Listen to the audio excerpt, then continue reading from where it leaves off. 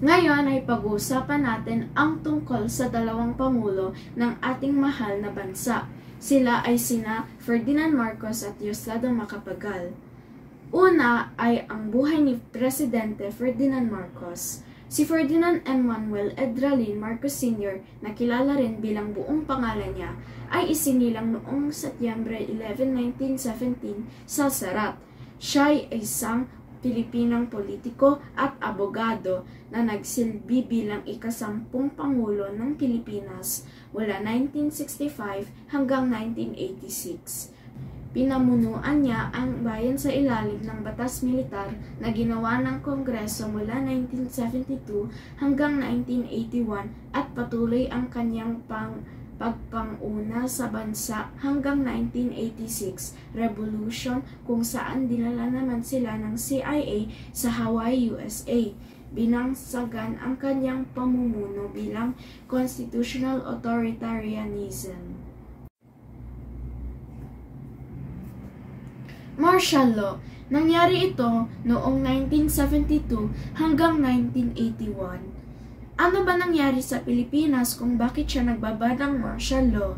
Nilagdaan ni Marcos ang proklamasyon bilang 1081 noong Setyembre 21, 1972 na minarkahan ang simula ng 14 na taong yugto ng pamamahala ng isang tao na epektibong tumagal sa pamumuno.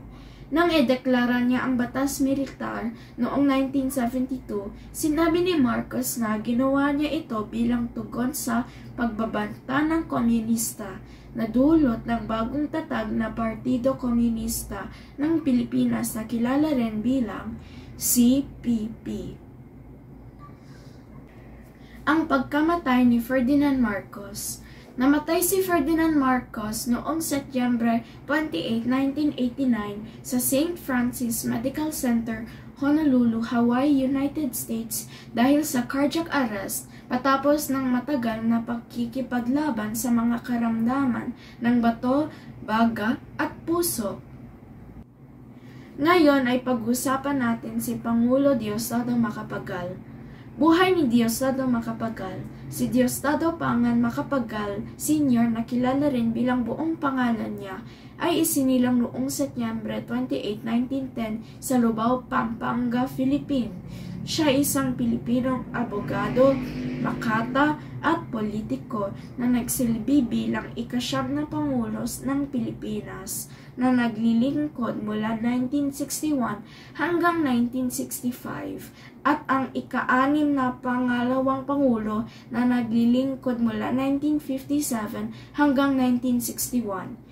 Naglingkod din siya bilang miyembro ng kapulungan ng mga kinatawan at pinuno ng Constitutional Convention ng 1970.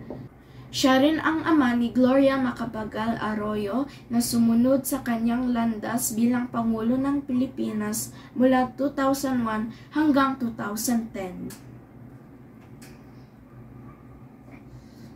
Maagang buhay ni Diosdado Macapagal.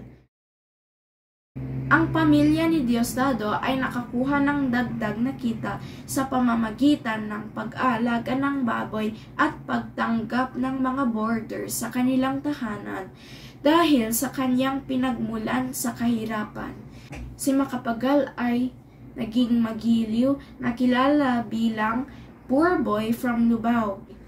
Siya rin ay isang kilalang makata sa wikang Kastila, bagaman ang kanyang gawaing pagtula ay natakpan ng kanyang karera sa politika.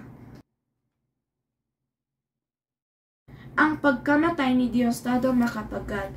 Namatay siya dahil sa atake ng puso, pneumonia, at sakit sa bato sa sentrong pangkalusugan ng Makati, also known as Makati Medical Center sa lungsod ng Makati noong 21 Abril 1997 sa edad na 86.